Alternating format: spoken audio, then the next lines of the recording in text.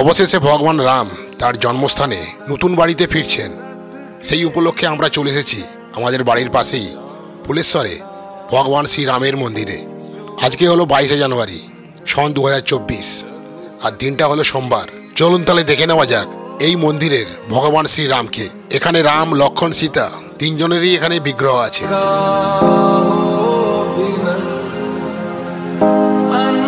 এখানে ভগবান শ্রীরামকে দর্শন করতে করতেই মনে হলো শ্রীরাম জন্মভূমির ইতিহাস নিয়ে একটু উপলব্ধি করা যাক। চলুন তাহলে। প্রায় 135 বছরের আইনি লড়াইয়ের পর এই রাম মন্দিরে হতে যাচ্ছে শ্রীরামের প্রাণ প্রতিষ্ঠা। সমগ্র ভারতবাসীর কাছে এ হলো এক বড় গর্বের ব্যাপার। অযোধ্যার এই পট পরিবর্তনের ইতিহাস চলুন সংক্ষেপে একটু জেনে নেওয়া যাক। হিন্দুদের অতি পবিত্রতম মহাকাব্য রামায়ণে ভগবান রামচন্দ্রের জন্মস্থান হিসাবে এই অযোধ্যা নগরীর উল্লেখ আছে। আমরা সবাই জানি যে ভারতবর্ষে মুঘল সাম্রাজ্যের প্রতিষ্ঠাতা হলেন বাবর, আর বাবরের একজন সেনাপতি মীর বাকি 1529 সালে বাবরের নির্দেশে রাম জন্মভূমি ভেঙে ফেলে সেই জায়গায় বাবরি মসজিদ তৈরি করেন। সরজু নদীর তীরে অযোধ্যা শহরে শত শত বছর ধরে দাঁড়িয়েছিল এই বিতর্কিত ধর্মীয় স্থান। ছিল বলতে হচ্ছে, কারণ 1992 সালে সেই কাঠামোটি ভেঙে ফেলে কর সেবকরা। বাবরি মসজিদে শ্রীরামচন্দ্রের জন্মস্থান ভেঙেই তৈরি হয়েছে সে কথা হিন্দুদের একটা বড় অংশ বিশ্বাস করতেন বহুকাল ধরেই। তারা বলতেন মসজিদের ভেতরে থাকা একটা উঁচু বেদির মতো অংশেই ভগবান রাম ভূমিষ্ঠ হয়েছিলেন। 1885 সালে হিন্দু সন্তদের নেতা মহন্ত রঘুবীর দাস ওই মসজিদের লাগোয়া উঠোনে রাম মন্দির নির্মাণের অনুমতি চেয়ে ফৈজাবাদ ডিস্ট্রিক্ট ম্যাজিস্ট্রেটের এজলাসে মামলা করেন, কিন্তু আদালত তার আবেদন নাকচ করে দেন। এরপর ভারতবর্ষ স্বাধীন হলো 1947 সালের 15ই আগস্ট। এই স্বাধীনতা পাওয়ার ঠিক 2 বছর পরে ওই মসজিদের ভেতরে হঠাৎ একদিন সকালে রহস্যময়ভাবে রামলালার অর্থাৎ শিশু রামচন্দ্রের মূর্তি আবিষ্কৃত হয়। তাইটা ছিল 22শে ডিসেম্বর 1949 সাল। গবেষক এবং লেখক কৃষ্ণা ঝা ও ধীরেন্দ্র কুমার ঝা তাদের অযোধ্যা দ্য ডার্ক নাইট নামক গ্রন্থে উল্লেখ করেছেন যে মসজিদের ভেতরে ঢুকে মূর্তি রেখে আসার জন্য চিহ্নিত করা হয়েছিল অভিরাম দাস নামে এক তরুণ হিন্দু সন্ন্যাসীকে। প্রমাণের অভাবে তার কোনো সাজা হয়নি, কিন্তু লোকের মুখে তার নাম হয়ে গিয়েছিল রাম জন্মভূমি উদ্ধারক বা উদ্ধারক বাবা। কোড অফ ক্রিমিনাল প্রসিডিওরের 145 ধারা অনুযায়ী কর্তৃপক্ষ গোটা কাঠামোটি বিতর্কিত স্থান হিসাবে ঘোষণা করে এবং প্রবেশপথে তালা ঝুলিয়ে দেয়, কিন্তু ভেতরে থেকে যায় রামলালার মূর্তি। 1959 সালে তৃতীয় হিন্দু গোষ্ঠী হিসাবে নির্ময়ী আখড়া জমির দখল চেয়ে ফৈজাবাদ আদালতে মামলা করেন। আবার মসজিদের অধিকার ফিরে পেতে পাল্টা মামলা করেন উত্তরপ্রদেশের সুন্নি ওয়াকফ বোর্ড। বাবরি মসজিদের ভেতর থেকেও রামলালার মূর্তি সরানোর আর্জি জানান তারা। এরপর 1984 সালে অযোধ্যাতে রাম মন্দির গড়ার লক্ষ্যে বিশ্ব হিন্দু পরিষদ একটি প্রভাবশালী কমিটি গড়ার সিদ্ধান্ত নেয়।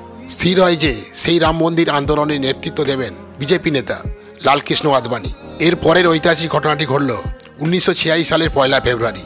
ওই দিন ফৈজাবাদ ডিস্ট্রিক্ট সেশন জজ MK পান্ডে রায় দেন বিতর্কিত ধর্মীয় স্থানের তালা খুলে দিয়ে হিন্দুদের পূজা ও দর্শনের অনুমতি দিতে হবে। তারপরই এই রায় কার্যকর করে ওই বিতর্কিত ধর্মীয় স্থানে তালা খুলে দেওয়া হয়।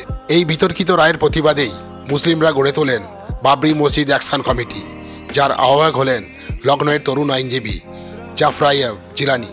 ইতিহাস এটাই বলে যে অযোধ্যার বিতর্কিত ধর্মস্থানে তালা খুলে দেওয়া ও তারপর সেখানে বিশ্ব হিন্দু পরিষদের উদ্যোগে রাম মন্দিরে শিলান্যাসের ঘটনা যখন ঘটে তখন দেশের প্রধানমন্ত্রীর নাম ছিল রাজীব গান্ধী। রাম মন্দির গড়ার লক্ষ্যে 1990 সালের 25শে সেপ্টেম্বর গুজরাটের সোমনাথ মন্দির থেকে শুরু হলো লালকৃষ্ণ আদবানির নেতৃত্বে বিশেষ রথযাত্রা।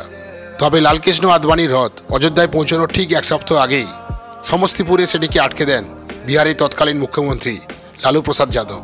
জাতীয় নিরাপত্তা আইনে গ্রেপ্তার হওয়া আদবানিকে তখন আটকে রাখা হলো ম্যাসেঞ্জরের সেচ দপ্তরের গেস্ট হাউসে। কিন্তু লক্ষ লক্ষ করসেবক ততক্ষণে অযোধ্যা অভিমুখে রওনা হয়ে গিয়েছেন। বিহারের ঠিক পাশের রাজ্য উত্তরপ্রদেশের মুলায়ম সিং যাদবের সরকার তখন অন্তত 1.5 লক্ষ করসেবককে আটক করেছিল, কিন্তু আরও প্রায় লাখখানেক অযোধ্যায় ঢুকে পড়েছিলেন এবং প্রাচীন সেই শহরের সরু অলিগলিতে আর সরজু নদী দুপার ঘেঁষে প্রায় 3 দিন ধরে তাদের সঙ্গে নিরাপত্তা বাহিনীর রক্তাক্ত সংঘাত চলে। সেই সংঘর্ষে প্রায় 20 জন মতো করসেবক নিহত হন। তাদের অস্থি কলস নিয়ে দেশের বিভিন্ন শহরে পরিক্রমা করেন বিশ্ব হিন্দু পরিষদ। এরপর দেশের বিভিন্ন স্থানে সাম্প্রদায়িক উত্তেজনার আগুন জ্বলতে থাকে। 1992 সালে 6 ডিসেম্বর বিশ্ব হিন্দু পরিষদ এবং তাদের সহযোগী সংগঠনের কর্মীরা বাবরি মসজিদ ধ্বংস করে দেয়, যার ফলে পুরো ভারত জুড়েই দাঙ্গা ছড়িয়ে পড়ে। এই দাঙ্গার ফলে প্রায় 2000 মানুষ মারা যায়।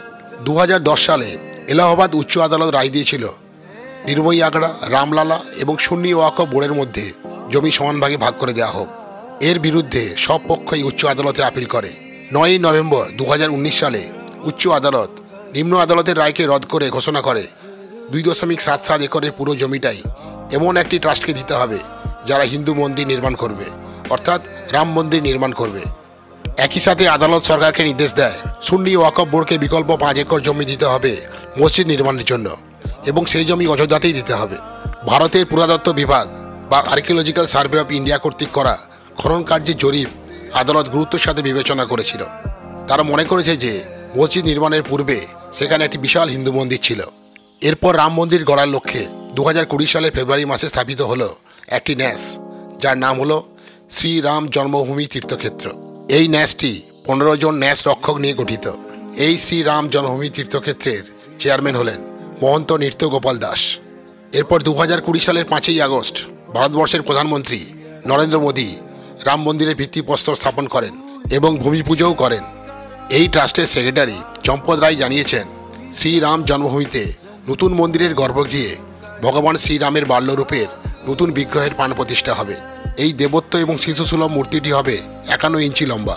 আজকে অর্থাৎ সোমবার 22শে জানুয়ারি সন 2024 সময় ঠিক বেলা 12:20 রামলালার প্রাণ প্রতিষ্ঠা হবে শ্রীরাম জন্মভূমি মন্দিরে।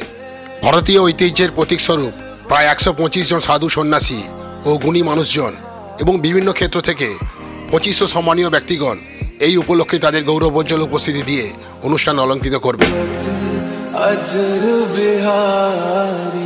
আনন্দ করুন এবং রামলালাকে স্বাগত জানান। মঙ্গল সঙ্গীত পরিবেশনের মাধ্যমে সারা ভারতবর্ষ রামময় করে রাঙিয়ে তোলার মাধ্যমে এই ঐতিহাসিক মুহূর্তে আমাদের দোরগোড়ায় প্রদীপ জ্বালিয়ে দিন। প্রাণ প্রতিষ্ঠার দিন সন্ধ্যায় আপনার বাড়ি, কর্মস্থল অথবা দোকানের দোরগোড়ায় কমপক্ষে 5টি প্রদীপ জ্বালান। প্রাণ প্রতিষ্ঠা দিবসের পর দর্শনের জন্য আপনার সুবিধা মতো সময়ে অযোধ্যায় আসুন। শ্রীরাম জন্মভূমি তীর্থক্ষেত্রের অধ্যক্ষ মহন্ত নৃত্য গোপাল দাসজি মহারাজ এই বার্তাই দিয়েছেন ভারতবাসীকে।